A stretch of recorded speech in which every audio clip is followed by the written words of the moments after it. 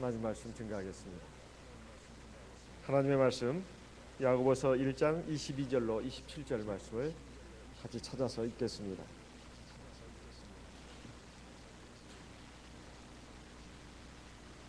야고보서 1장 22절에서 27절까지 말씀을 제가 봉독하겠습니다. 너희는 도를 행하는 자가 되고 듣기만 하여 자신을 속이는 자가 되지 말라. 누구든지 도를 듣고 행하지 아니하면 그는 거울로 자기의 생긴 얼굴을 보는 사람과 같으니 제 자신을 보고 가서 그 모양이 어떠한 것을 곧 잊어버리거니와. 25절 자유하게 하는 온전한 율법을 들여다보고 있는 자는 듣고 잊어버리는 자가 아니요 실행하는 자니 이 사람이 그 행하는 일에 복을 받으리라. 26절 누구든지 스스로 경건하다 생각하며 자기 혀를 제갈먹이지 아니하고 자기 마음을 속이면 이 사람의 경건은 헛것이라. 하나님 아버지 앞에서 정결하고 더러움이 없는 경건은 곧 고아와 과부를 그 환난 중에 돌아보고 또 자기를 지켜 새 속에 물들지 아니하는 이것이니라.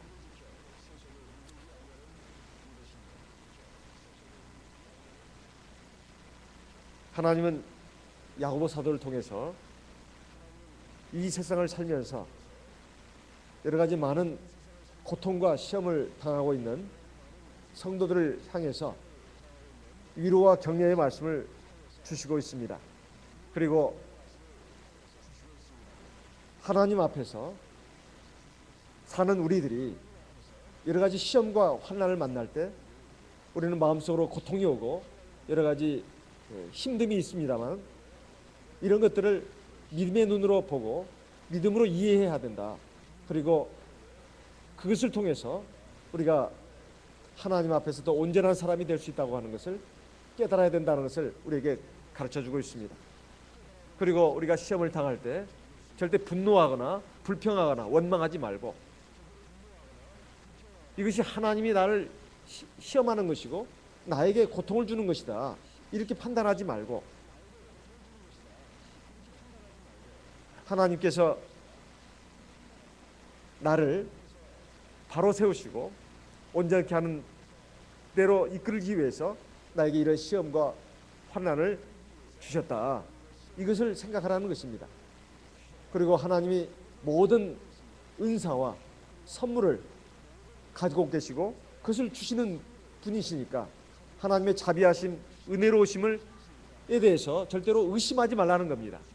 그리고 하나님을 의지하고 나가야 되는데 그에서 중요한 것이 우리가 하나님 앞에 말씀을 듣는 자리로 가야 된다 하는 것입니다.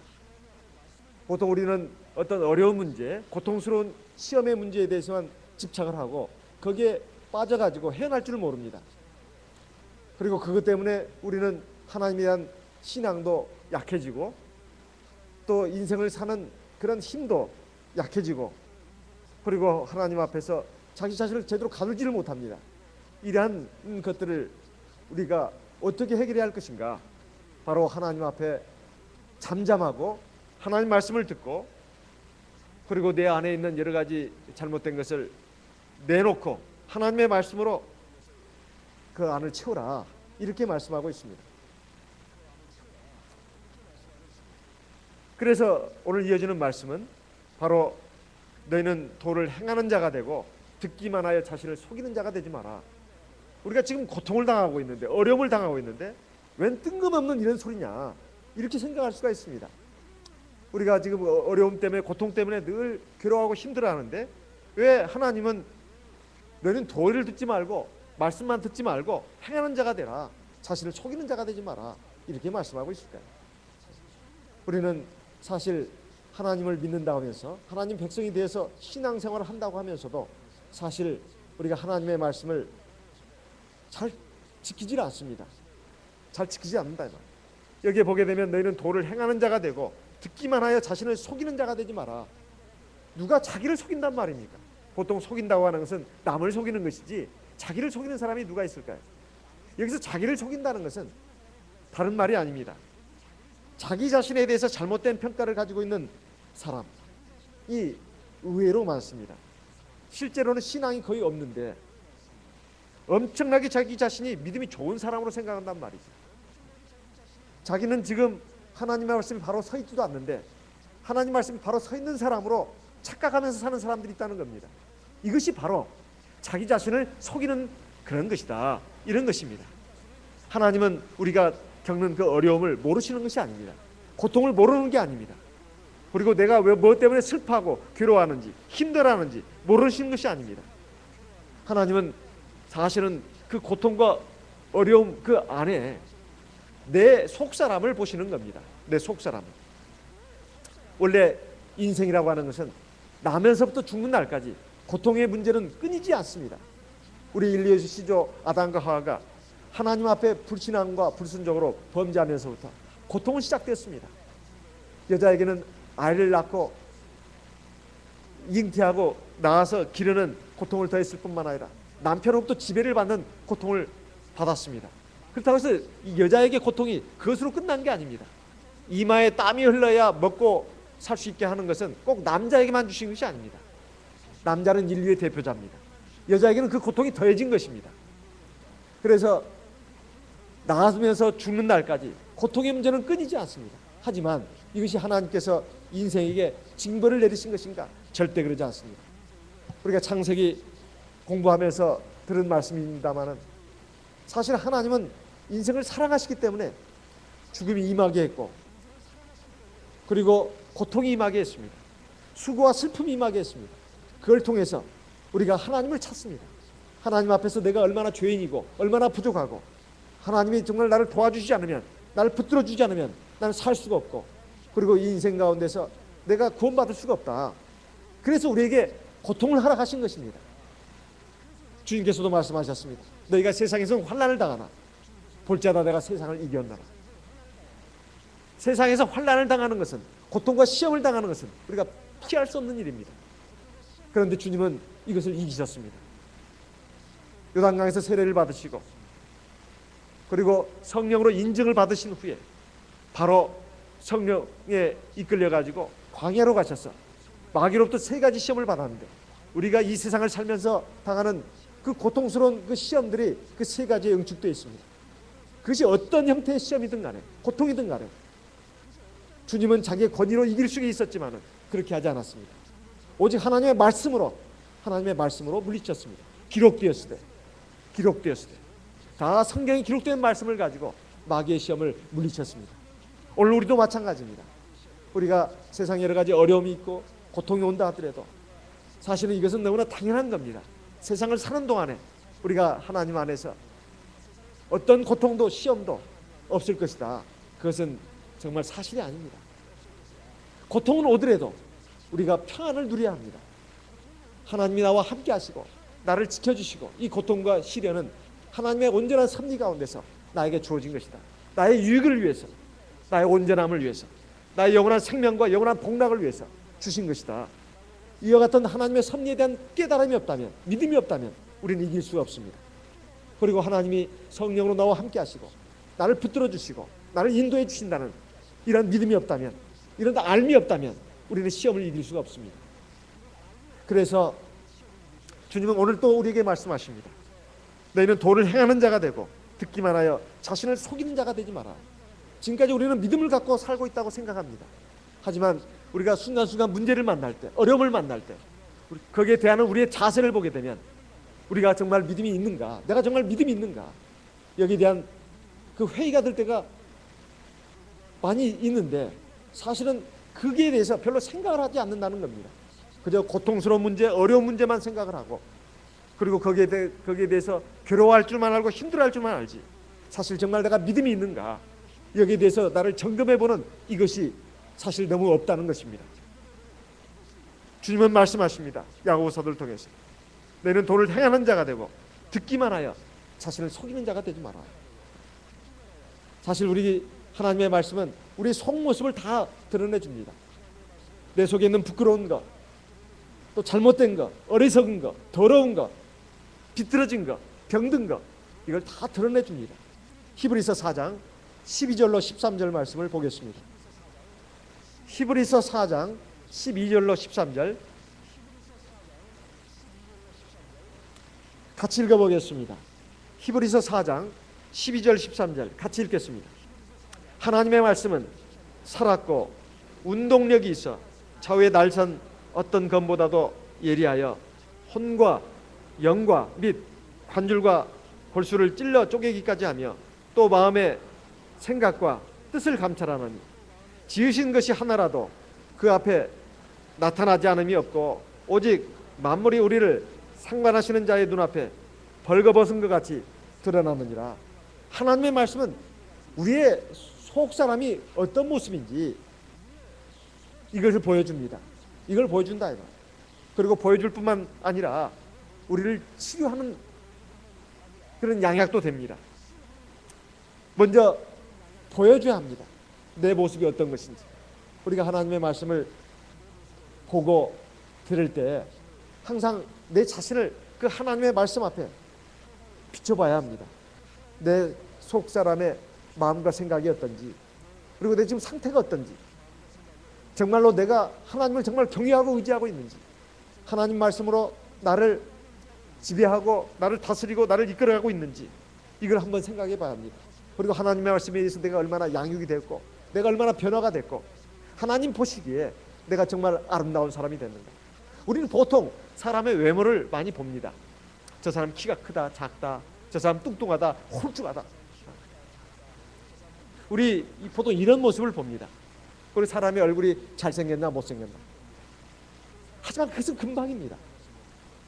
그 사람에 있어서 중요한 것은 그 속 사람의 얼굴입니다. 내면의 얼굴이. 아무리 얼굴이 예쁘면 뭐하고 키가 크면 뭐합니까? 속 사람이 엉망이라면 우리는 그 사람에 대해서 인상이 완전히 흐려집니다. 예쁜 것도 잠깐이고 잘생긴 것도 잠깐입니다. 그러나 그 속 사람이 정말로 신앙적이고 그리고 신앙에 의해서 하나님의 말씀에 의해서 변화가 되고 아름답게 다듬어지고 성숙이 되어 있다면 빛이 납니다. 빛이 나요. 그 아름다운 그 얼굴의 형상이 밖으로 다 드러난다 이 말입니다. 우리가 그런 상태로 가도록 하는 것이 바로 하나님의 목표입니다. 하나님의 목표. 어차피 하나님 나라는 하나님의 자녀들이 가는 것이고 하나님 백성들이 가는 곳입니다. 하나님을 닮은 사람들, 하나님의 형상을 닮은 사람들이 가는 곳이다 이 말이에요. 그런데 우리가 하나님 앞에 하나님의 은혜로 하나님의 긍휼로 구원을 받았지만은 여전히 우리가 세상 사람의 모습을 하고 있고 죄인의 모습을 하고 있다면 어떻게 우리가 하나님 나라에 들어갈 수가 있겠습니까? 우리가 구원받았다고 하는 것은 두 가지로 생각해야 합니다. 하나는 이 세상 죄악에서 하나님의 영원한 심판으로부터 구원받았다는 것. 이것은 절대로 사람의 능력으로 되는 것도 아니고 선행으로 되는 것도 아니고 인품으로 되는 것도 아닙니다. 그냥 값없이 되는 겁니다. 하나님의 사랑과 은혜를 믿고 그 구원의 말씀에 순종해서 믿음으로 나오면 그냥 공짜로 주는 겁니다. 그러나 그 이후에는 우리가 하나님의 구원받은 백성으로서 이제는 명실상부한 하나님의 백성다운 백성이 되고 하나님의 자녀다운 자녀가 되는 그 과정이 남아 있습니다. 이것을 우리가 무시한다면 일반 교회가 똑같습니다. 일반 교회는 오직 믿음으로만 말하거든요. 시작도 믿음이고 끝도 믿음이고 다른 것은 되거나 말거나 상관이 없다는 겁니다. 그러나 성경은 그렇게 되어 있지 않습니다. 우리의 구원의 시작은 분명히 하나님의 은혜지만은 그리고 구원의 완성은 우리가 하나님 나라에 들어가기에 합당한 백성으로서 다듬어지고 완전케 되어야 된다는 것입니다. 이것이 성경이 우리에게 가르쳐주고 있는 하나님의 구원의 경륜입니다. 이것을 위해서 하나님께서는 우리에게 말씀하시는 겁니다. 너희는 도를 행하는 자가 되고 듣기만 하여 자신을 속이는 자가 되지 마라. 그러면서 23절에 보면 누구든지 하나님의 말씀을 듣고 행하지 아니하면 그걸로 자기의 생긴 얼굴을 보는 사람과 같으니. 무슨 말씀일까요? 하나님의 말씀을 듣고 행하지 않는 사람은 이 사람은 마치 비유컨대 거울로 자기 생긴 얼굴을 보는 사람과 같은데 24절 제 자신을 보고 가서 그 모양을 어떠한 것을 곧 잊어버리거든요. 우리가 거울을 보는 목적이 뭡니까? 거울을 보는 목적은 첫째 내가 머리가 제대로 빗어졌나, 그리고 얼굴에 눈에 눈곱은 꼈나 안 꼈나, 또 더러운 뭐가 묻지 않았나, 화장은 제대로 됐나, 코털은 삐져나왔나 안 삐져나왔나, 침이 흘러가지고 옆에 묻었나 안 묻었나, 이거 다 보는 거 아니겠습니까? 얼굴 잘생겼나 못생겼나 이걸 보는 건 아니지 않습니까? 얼굴이 지금 상태가 어떤가, 이 지금 그 모습을 보는 겁니다.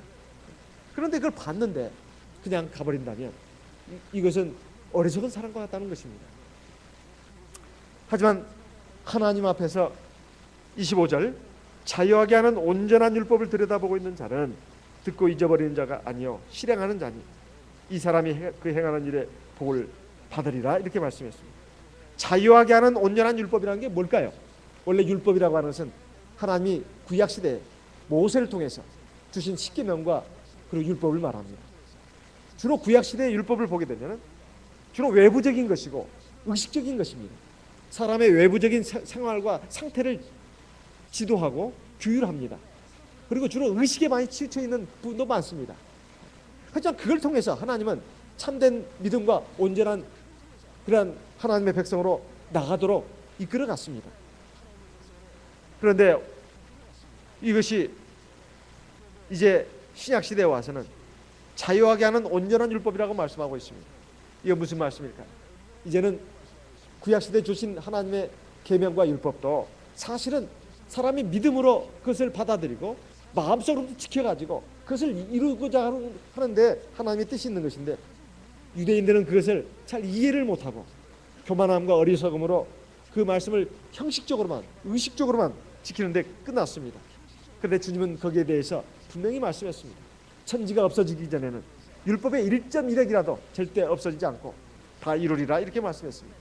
이 말씀은 하나님의 계명과 율법이 사람의 마음에서부터 바로 새겨지고 그리고 그것이 작동을 해가지고 사람의 마음을 변화시키고 그리고 말과 행동을 변화시키고 사람의 삶을 변화시키는 그러한 하나님의 말씀이 이루어져야 된다는 것입니다. 예레미야 31장 33절 말씀을 보겠습니다. 예레미야 31장 33절, 우리 같이 읽어보겠습니다. 예레미야 31장 33절 같이 읽겠습니다. 나 여호와가 말하노라. 그러나 그날 후에 내가 이스라엘 집에 세울 언약은 이러하니 곧 내가 나의 법을 그들의 속에 두며 그 마음에 기록하여 나는 그들의 하나님이 되고 그들은 내 백성이 될 것이라.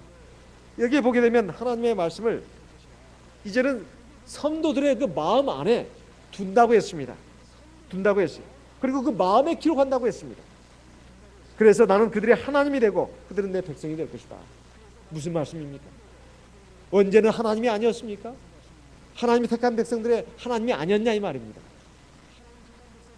하나님은 자기가 택하고 구원하신 그런 백성들의 하나님이 되십니다. 그런데 그 하나님이 어떻게 그 하나님이 될 수 있냐 이 말이에요. 하나님의 말씀이 그 사람의 마음속에 새겨져야 합니다. 기록이 돼야 합니다. 그 마음속에서부터 작동이 돼야 된다 이 말이에요. 그래서 실제적인 마음의 변화로, 행동의 변화로, 삶의 변화로 나타나야 된다는 겁니다. 그런데도 하나님의 말씀을 듣고 행하지 않는 사람은 이것은 완전한 자유를 누린 사람이 아니다는 겁니다. 사실은 너희가 진리를 알지니 진리가 너희를 자유케 하리라. 하나님의 말씀이 있습니다. 사람이 세상을 살면서 여러 가지 고통을 당하고 어려움을 당하는데 진정한 자유는 누가 주느냐? 그 고통과 절망과 시험으로부터 나를 해방시키는 건 뭐냐? 하나님의 진리의 말씀입니다. 하나님의 진리의 말씀이 나를 그 고통과 어려움의 문제로부터 해방시켜 주십니다. 그 말씀을 붙잡고 그 말씀을 마음에 새기고 마음에서부터 작동시키고 그리고 내 외부적인 삶의 행위로 표출시킨다면 그 문제들은 하나님께서 반드시 해결해 주십니다. 그런데 먼저 하나님의 말씀을 내 마음에 새기지 않는 데 문제가 있습니다. 그리고 그것을 작동시키지 않는 데 문제가 있는 것입니다. 그저 하나님의 말씀을 늘 감상만 합니다. 하나님 말씀을 가지고 마치 거울을 보고 자기 얼굴을 보는 것 같아요. 오늘 참 하나님의 말씀이 참 재미가 있었네, 은혜가 있었네, 이 정도로 끝나버립니다. 그리고 돌아서면 잊어버립니다. 오늘 하나님 말씀을 듣으면서 내 자신을 거기다가 올려놔야 되는데, 옛날 구약 제사가 그러지 않았습니까? 양을 잡았듯 소를 잡듯 그에게 안수를 합니다. 그럼 그 양이나 소는 더 이상 양이나 소가 아닙니다. 바로 내가 바로 그 양이 되고 소가 되는 겁니다. 내 대신 그 양, 소가 내 대신 지금 죽어가는 것이죠. 그리고 장작더미에 올려지는데 다 목을 치고 피를 흘리게 하고 그다음에 각을 뜨지 않습니까? 그리고 껍질을 벗기고 심지어는 내장까지 꺼내놓습니다. 불이 씻어가지고 그 장작더미에다 올려놓습니다. 그리고 불을 활활 해서 태우는 거 아니겠습니까? 이것이 바로 우리가 드릴 영적인 예배라고 로마서 12장에서 바울 사도는 말했습니다. 우리가 하나님 앞에 나올 때 우리는 하나님 앞에 제사 드리고 나오는 것 같습니다. 뭘 제사 드린다는 말입니까? 감상하러 오는 것이 아닙니다. 사람 만나러 오는 것도 아닙니다. 하나님 앞에 나를 내놓는 것입니다. 그리고 제사를 드리는 겁니다. 내 몸과 마음, 생각, 의지, 감정, 판단력, 내 말과 행동, 내 전체를 갖다가 하나님의 말씀에 장작더미에다 올려놓고 불로 태우는 것입니다. 그리고 새로운 피조물로 나오는 겁니다. 이것이 바로 우리가 드리는 예배요 구약시대 제사와 같은 것입니다. 그렇게 해서 내가 하나님 앞에서 진정으로 새로운 사람으로 변화가 되고 진정으로 자유가 나에게 주어지고 하나님의 은총이 주어지는 겁니다. 사실은 문제가 아니라 사실은 내 안에 하나님의 말씀이 바로 새겨지고 작동되기를 원하시는 겁니다. 그래서 여기 25절에 보게 되면 우리 같이 읽어보겠습니다. 25절. 자유하게 하는 온전한 율법을 들여다보고 있는 자는 듣고 잊어버리는 자가 아니요 실행하는 자니 이 사람이 그 행하는 일에 복을 받으리라. 자, 우리가 먼저 중점을 둬야 될 것은 문제 그 자체보다도 내가 하나님의 말씀을 더 듣는 자리로 간다. 그리고 그 말씀을 내 마음에 새긴다. 그리고 그 말씀을 실천하는 사람이 된다. 그러면 내가 하는 그 행하는 일에 하나님이 복을 주신다는 겁니다. 복을 주신다는 거예요. 요셉이 형들의 미움을 받고 시기 질투를 받고 애굽의 종으로 팔려갈 때 그는 얼마나 이 인생을 살면서 그보다 더 처참하고 고통스러운 일을 아마 경험해보지 못했을 겁니다. 세상에서 자기 가족들로부터 형제간들로부터 미움을 받고 버림을 당하고 심지어는 죽는 상황까지 던져진다고 하는 것이 있을 수 있는 일입니까? 그리고 이제 팔려가지고 종으로 팔려가는 이 요셉, 채색 옷은 벗김당하고 노예 옷을 입고 팔려가는 그 요셉의 마음속에 어떤 생각이 들었을까요? 하나님에 대해서 그리고 사람들에 대해서 원망과 그 증오가 하늘 찌를 듯 했을 겁니다. 하나님이 살아계신다면 어떻게 나한테 이럴 수가 있는가? 그리고 어찌 이 형제들이 나한테 이럴 수가 있단 말입니다. 그러면서 자기 자신을 더욱더 고통스러운 상황으로 몰고 갈 수 있었을 겁니다. 그러나 요셉은 하나님을 믿었습니다. 하나님이 살아계심을 믿었어요. 아마 묵묵히 침묵하면서 갔을 겁니다. 묵묵히 침묵하면서 하나님은 그러나 나를 사랑하시고 나를 붙들어 주시고 내가 뭔 잘못을 했는지는 모르지만 죄를 졌는지는 모르지만 내가 형제들의 미움과 시기 질투를 불러일으키는 짓을 했는지는 모르지만 하나님의 선한 뜻은 어디 있는지 모른다. 묵묵히 참고 갔습니다. 그리고 하나님 앞에서 자기 할 일을 열심히 했다는 말이죠. 정직하게 겸손하게 그리고 하나님 앞에서 하나님의 일을 하는 것처럼 그렇게 살았습니다. 그러니 하나님이 노예로 비록 붙들려 갔지만 그게 형통함을 주셨다고 했습니다. 이게 얼마나 놀라운 일입니까? 잘 되는가 싶더니 나중에 또 시궁창에 빠졌습니다. 그 보디발 장군의 아내로부터 유혹을 받았는데 그걸 물리쳤습니다. 이게 잘한 일 아니겠습니까? 그런데도 이 보디발 장군은 그 증오와 그 분노로 이 요셉을 갖다가 무고를 해가지고 결국 또 감옥에 들어가게 했습니다. 이 정도 되면 요셉은 이렇게 생각할 수 있습니다. 믿음으로 살아봐야 아무 소용없네. 아무 소용없네. 진실이고 정의고 정결이고 아무 소용없네. 그냥 나는 이렇게 하나님 믿고 해도 결국 소용이 없다. 그런데도 요셉은 절망하지 않았습니다. 그 속에 가서도 그 믿음을 저버리지 않았다. 하나님은 나와 함께 하시고 나를 붙들어 주시고 인도해 주신다. 그러니까 그 감옥 안에서도 하나님이 함께 하셔가지고 형통케 해주는 것을 그 모든 사람들이 봤다고 했습니다. 죄수로서 형통하면 얼마나 형통할 것이며 감옥 속에서 형통하면 또 얼마나 형통하겠습니까? 우리의 삶이 그런 거 아니겠습니까? 우리가 세상을 살면서 여러 가지 고통스럽고 힘든 일을 만난다 하더라도 사실 그러니까 하나님이 살아계시는 것을 더 생생하게 체험할 수 있는 거 아닙니까? 늘 순조롭고 평안하고 별 걱정도 어려움도 없는 그 삶을 살다 보면 잠을 자게 돼 있고 나태해지게 돼 있고 무기력한 삶을 살게 돼 있고 꼭 뭐 하나님의 은혜로 사는 것 같지가 않다 이 말입니다. 그래서 우리가 하나님 앞에서 이 세상을 살면서 고통과 시험으로부터 벗어날 생각은 아예 포기하는 게 좋습니다. 고통과 시험은 끊임없이 오더라도 중요한 것은 내가 그 안에서 참된 평안과 참 자유를 누려야 된다는 겁니다. 그러려면 어떻게 해야 되느냐? 바로 하나님의 말씀을 듣고 그 말씀을 마음에 새기고 그 말씀이 내 안에서부터 작동되도록 해야 된다는 것입니다. 이것이 바로 참된 믿음이고 경건이라는 것입니다. 26절부터는 바로 거기에 대해서 말씀하고 있습니다. 26절, 27절 보면 누구든지 스스로 경건하다 생각하면 경건이 뭡니까? 바로 믿음이 있다는 겁니다. 경건이라는 것이 영어 성경에 보니까 religious 그리고 명사로 치면은 religion 무슨 뜻입니까? 신앙적이다 이런 뜻이죠. 종교적이다는 뜻입니다. 이걸 다른 말로 하면 가들리가 됩니다. 하나님이 있게 행동하는 것, 하나님이 있는 상태로 사는 것을 말합니다. 가들리, 가드에다가 ly를 붙인 거죠. 누구든지 스스로 자기가 믿음이 있다 이렇게 생각하면서 실제로는 그렇지 못한 그 모습들이 많이 있는데 그 세 가지 면에 있어서 우리가 우리의 믿음이 입증이 되어야 된다는 것입니다. 하나는 뭡니까? 26절에 나와 있습니다. 자기 혀를 제갈 먹이지 아니하고 자기 마음을 속이면 이 사람의 경건은 헛것이라. 특히 말에 대해서 지금 말하고 있습니다.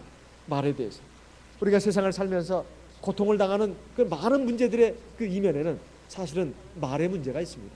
말의 문제가 있어요. 우리가 경제적으로 어렵고 몸이 아프고 뭐 어떤 일이 잘 안 되고 여기서 받는 그 고통과 어려움도 있지만은 사실은 이것은 사람들로 인해서 말로 주고받는 상처에 비하면 사실 아무것도 아닙니다.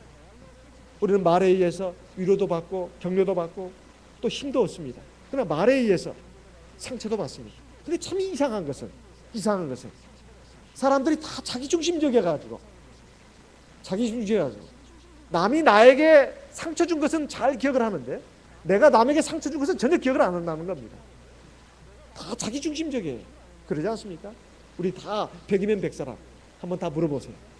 지금까지 살면서 상처받은 일 없냐? 있다고 합니다. 특히 말로 상처받은. 그런데 자기가 남에게 상처 준 것은 생각도 안 합니다. 다 내가 남한테 상처받은 것만 생각한단 말이죠. 이래서 큰 문제입니다. 그런데 사람이 그럴 수는 없는 겁니다.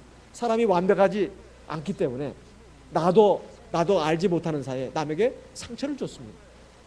꼭 앞에서만 상처 주는 게 아닙니다. 뒤에서도 얼마든지 상처 줄 수 있는 겁니다. 그래서 내가 보통 사람은 다 부족한데 뒤에서 이제 누가 나에 대해서 이런 험담을 합니다. 비방을 합니다. 그러면 그것이 안 들어가지 않습니다. 다 들어갑니다. 돌고 돌아서 결국은 들어가는데 거기에 꼭 살까지 붙여서 들어가요. 살까지 붙여 들어가면 기분이 좋을까요? 안 좋을까요? 그것이 사실이라 하더라도 기분은 안 좋습니다. 굉장히 기분이 안 좋아요. 기분이 나쁩니다. 그러면 그 사람에 대해서 좋은 감정이 일어날까요? 안 일어날까요? 안 일어납니다. 나도 그 사람에 대해서 꼭 나쁜 말을 하게 되어 있습니다. 가령 예를 들면 갑이라는 사람이 나에 대해서 이런저런 좋지 않은 말을 했습니다. 그것도 뒤에서. 근데 그 말이 돌고 돌아서 들어옵니다. 그러면 이제 어떤 사람이 그 갑이라는 사람에 대해서 얘기할 때 그 사람 막 칭찬할 때 같이 칭찬한 마음이 일어날까요?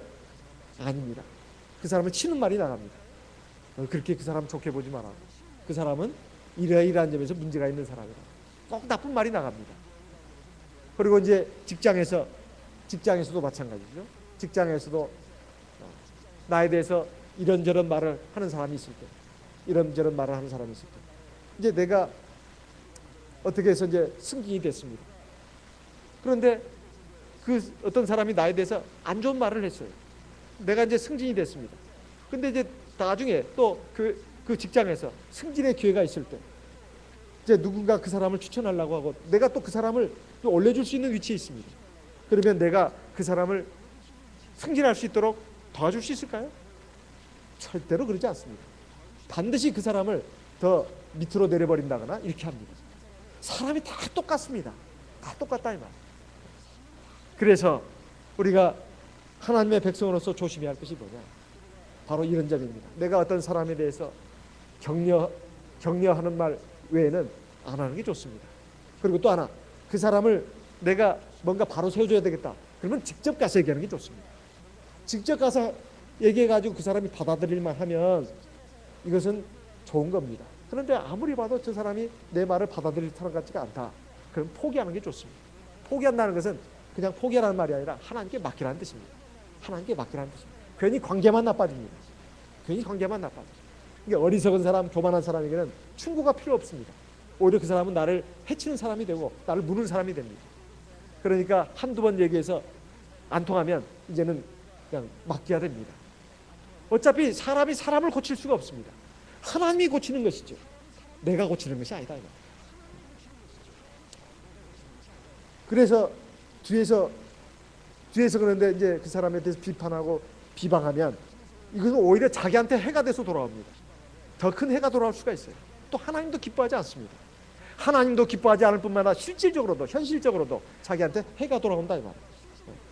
되로 줬는데 말로 받는 수가 있어요. 그것도 좋은 것뿐만 아니라 나쁜 것도. 그래서는 안 된다는 것입니다. 그리고 어차피 사람이라고 하는 것이 자기 마음에 있는 것을 말합니다. 누가복음 6장 45절 말씀을 보겠습니다. 누가복음 6장 45절 같이 읽어보겠습니다. 누가복음 6장 45절.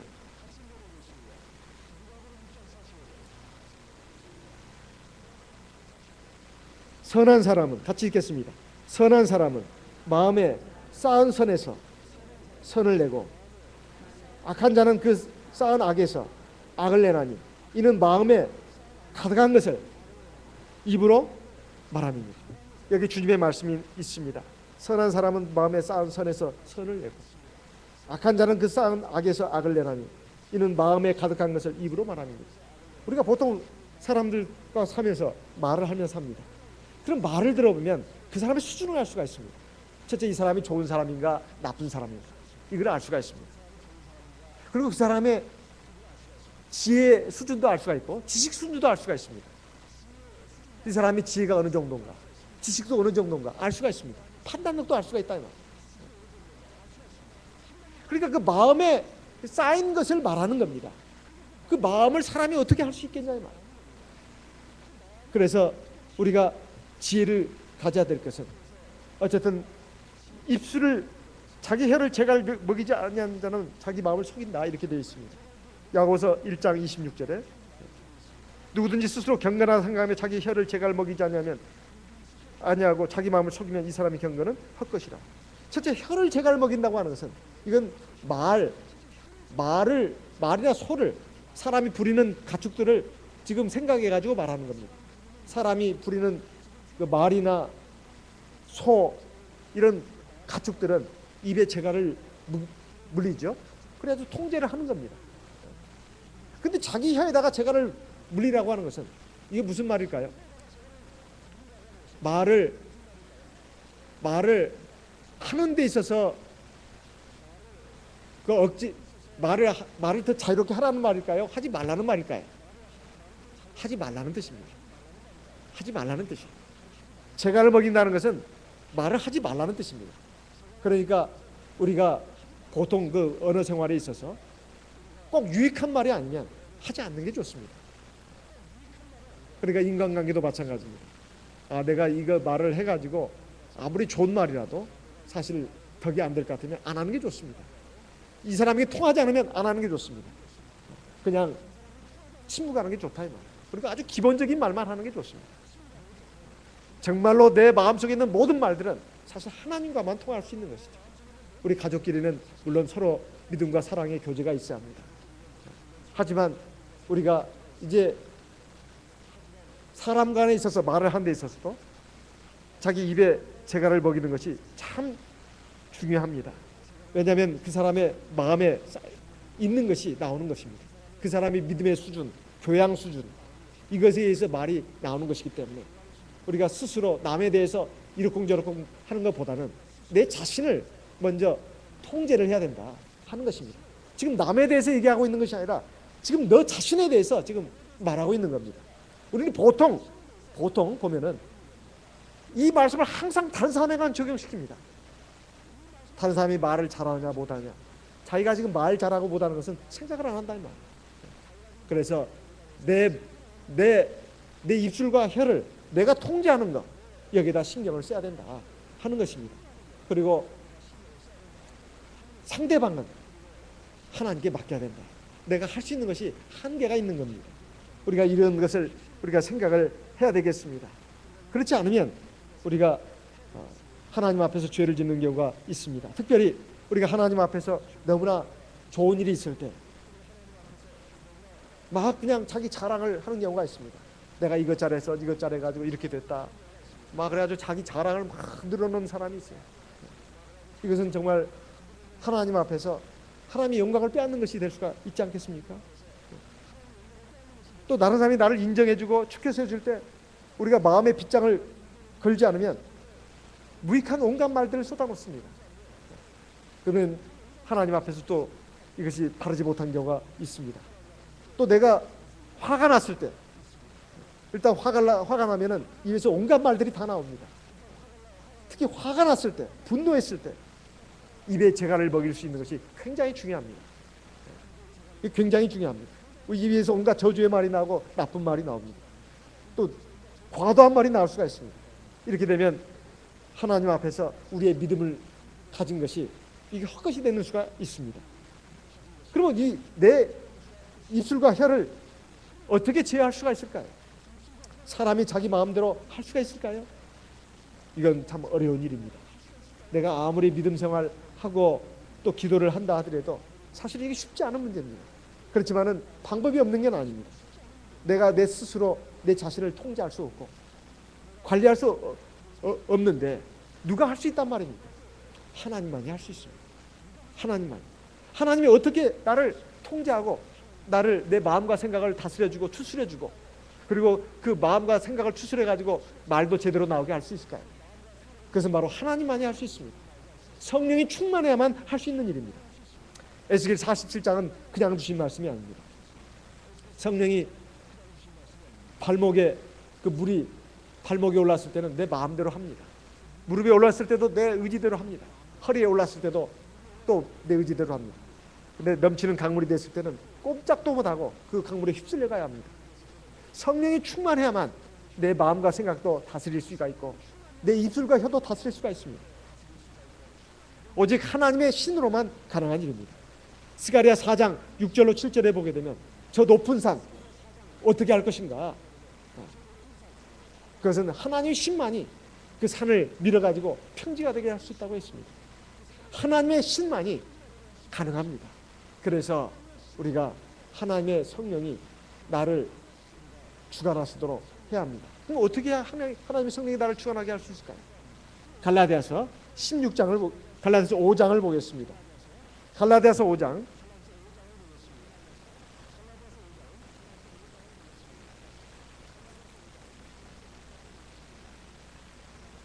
16절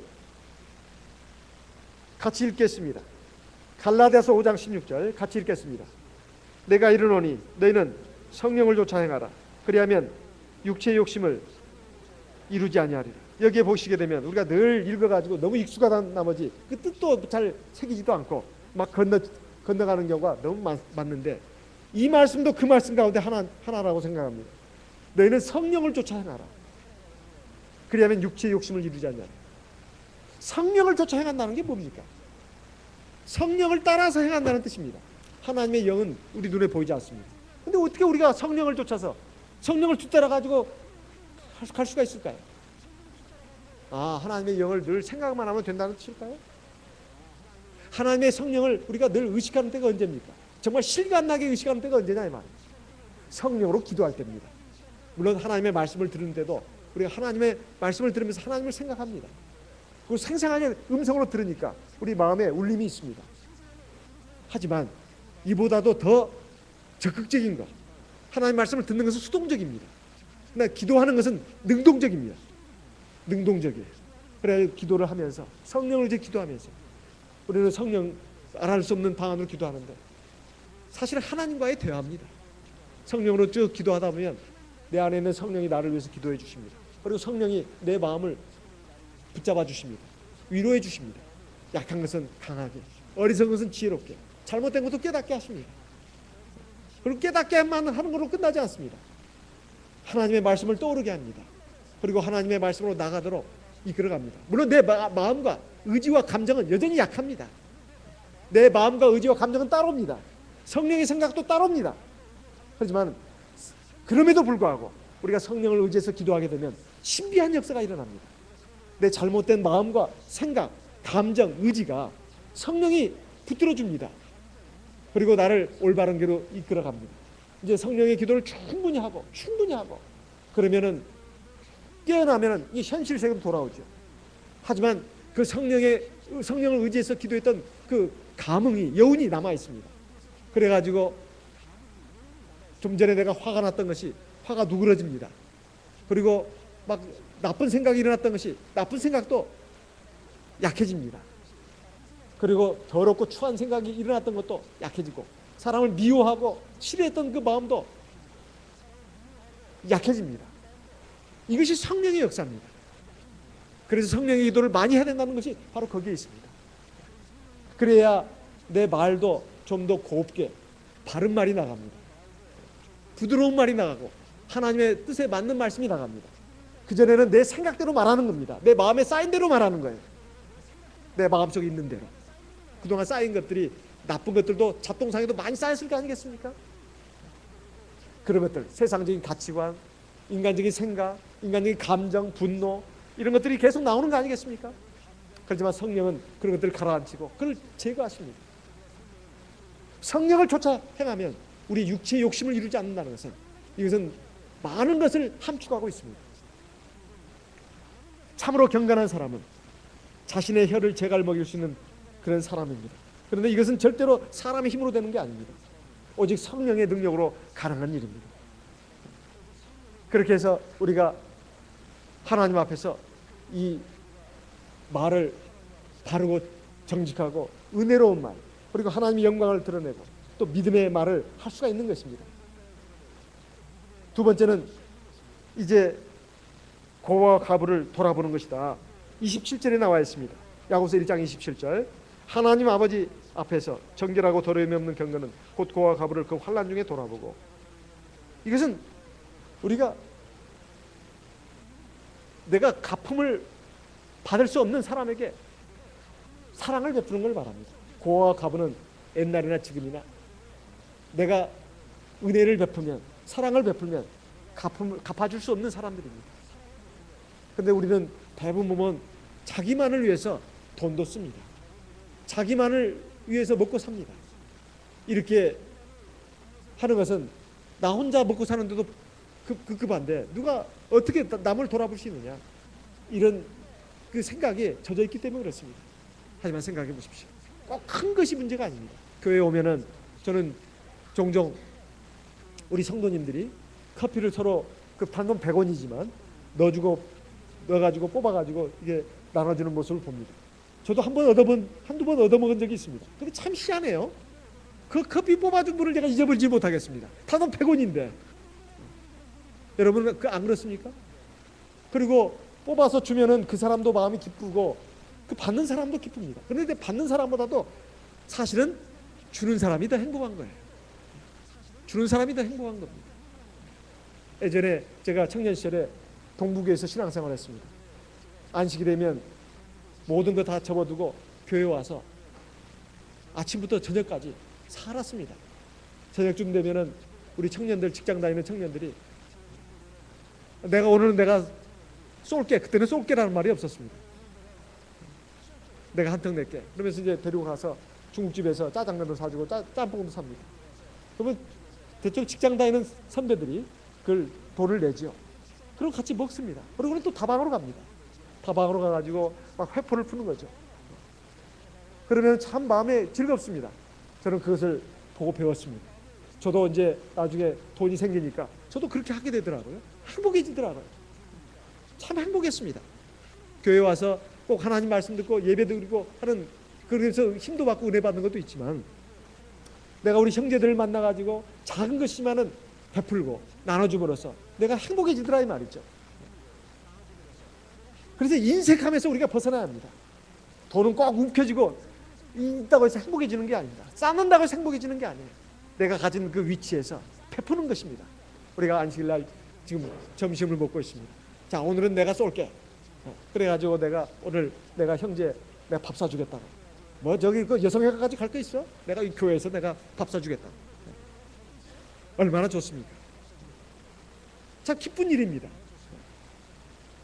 그리고 내가 차 한잔 살게. 어디서? 대방 카페에서.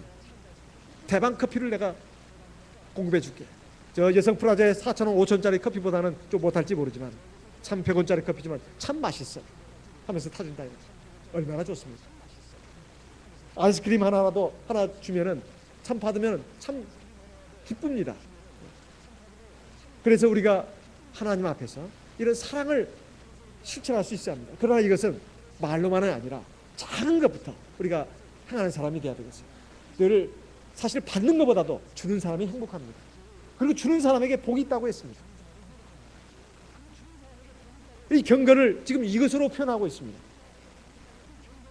하나님 아버지 앞에서 정결하고 도리 없는 경건이라고 하는 것은 곧 고아와 과부를 그 환난 중에 돌아보고 어려운 사람에게 내가 물질적으로 도와줄 뿐만 아니라 또 내가 말로도 힘이 돼주고 기도도 해주고, 이것이 얼마나 감사한 일인지 모릅니다. 그래서 우리가 이러한 사랑을 실천해야 되겠습니다. 세 번째는 자기를 지켜서 세속에 물들지 아니하는 이것이라고 했습니다. 우리가 하나님의 백성으로서 세상에 살다 보면 세상 사람들과 같이 돼가지고 동화되기가 쉽습니다. 물들기가 쉽다 이 말이에요. 세상 사람들이 하는 말도 듣고 하는 행동도 보고 이러다 보면 자연적으로 내 마음속에 세상에 더러운 물결들이 들어와가지고 감염이 되고 오염이 됩니다. 그러나 여기에 물들어서는 안 된다는 것입니다. 물들지 않고 내가 하나님의 백성으로서, 구별된 백성으로서 거룩한 하나님의 성도로서의 길을 걸어가야 합니다. 그런데 이게 말처럼 쉽냐 이 말이에요. 그래서 하나님께서 이 세상에 교회를 주신 것입니다. 하나님께서 이 구원의 방주를 주신 이유가 그저 물과 성령으로 거듭나가지고 하나님 구원받은 백성으로 거듭나기만 하는 것으로 끝나지 않고 하나님의 백성으로 양육되도록 하기 위해서입니다. 그리고 세상의 죄악의 물결에 동화되지 않고 휩쓸리지 않고 하나님의 백성으로서 그 생명과 같은 그 믿음을 지켜가지고 영원한 하나님 나라로 반드시 들어가도록 하기 위해서입니다. 그러려면 우리가 세속에 물들지 않으려면 세속과 구별된 하나님의 백성으로서의 그 공동체의 삶에 들어와야 합니다. 우리가 교회 생활을 갖다가 뭐 이거 무슨 뭐 세상에 교양광자 갖는 그런 시간으로 또는 굴레로 생각해서는 안 됩니다. 사실은 여기에 생명이 있고 여기에 진정한 은혜가 있고 복이 있습니다. 육신의 영혼의 구원뿐만 아니라 우리가 세상에서 살아가는 그 의미도 세상 사람과 같지 않습니다. 우리는 하나님의 자녀로서 백성으로서 살아가는 것입니다. 세상 사람들도 하나님이 지으신 피조물이기 때문에 일반 은총은 베풀어 주십니다. 해와 비도 햇볕도 쏘여주시고 비도 내려주십니다. 그러나 그 세상 사는 동안에 그걸로 끝입니다. 하지만 하나님의 백성은 그것도 내려주실 뿐만 아니라 하나님의 백성으로서 하나님으로서 하나님의 백성의 주관자로서 보장이 되어주십니다. 모든 위험과 환난과 시험으로부터 지켜주시고 보살펴 주십니다. 그리고 하나님의 백성으로 자녀로 일을 쳤기 때문에 저 영원한 하나님 나라에 들어갈 때까지 실족하지 않도록 붙들어 주시고 지켜주시고 인도해 주신다. 그 가장 중요한 전초기지가 전진기지가 어디냐? 바로 교회입니다. 교회예요. 교회는 바로 내 믿음을 지켜주는 것이고 내가 자라게 해주는 것이고 내가 튼튼하게 해주는 것입니다. 세상에 나가도 그 세상의 물결에 죄악의 물결에 물들지 않고 또는 세상의 시련과 고난에 넘어지지 않고 어떤 유혹이 오더라도 거기에 걸려서 실족되지 않도록 나를 튼튼하게 강건하게 자라게 해주는 것입니다. 그러니 이 교회는 우리의 가장 좋은 집 아니겠습니까? 그래서 우리가 이 믿음 생활을 제대로 해야 되겠습니다. 이것이 바로 하나님 앞에서 진짜 경건입니다. 첫째, 우리의 말이 우리 마음에서 있는 것이 나오는 것이니까 하나님의 성령이 주관해가지고 역사할 수 있도록 우리가 성령 기도를 많이 해서 우리 말에 있어서 특별히 조심하자 하는 것입니다. 그리고 하나님께 맡기자. 내가 할 수 있는 말만 하자 하는 것입니다. 그리고 하나님 앞에서 은혜가 되고 덕이 되는 말만 하고, 그리고 그 사람을 앞에서 권면하지 못한다면 뒤에서 그 사람을 깎아내리는 말은 해서는 안 됩니다. 결국 다 들어갑니다. 분명히 말씀드리지만 다 들어갑니다. 그러면 그 사람은 다 알고 있지만 말을 안 하는 것뿐입니다. 그러면 자기한테 그대로 돌아오는 겁니다. 이제 이자까지 붙어가지고 또 하나님도 기뻐하지 않습니다. 그 다음에 우리가 인색해서는 안 된다는 겁니다. 물질 면에 있어서 우리가 정말로 작은 것이지만 우리가 사랑을 베풀고 나눠주는 사람이 되어야 되겠습니다. 그랬을 때 나도 행복감을 느끼고 하나님도 복을 주십니다. 뿐만 아니라 우리가 세속에 물들지 않아야 합니다. 이것이 바로 하나님 앞에서의 진정한 경건입니다. 이것을 하나님이 우리에게 요구하시는 겁니다. 세상의 어려움, 고통, 환난, 시험, 이 가운데서 우리가 정말로 진정한 믿음을 가지고 하나님의 말씀을 마음에 새기고 그 말씀이 작동될 수 있도록 한다면 우리 모든 행하는 일에 하나님이 지켜주시고 시험과 환난에서 벗어나게 하시고 그걸 이길 수 있게 해주십니다. 이런 하나님의 역사가 저와 여러분에게 왕성하게 강력하게 일어나기를 예수님의 이름으로 기원하는 바입니다. 다 같이 묵도하겠습니다. 아멘.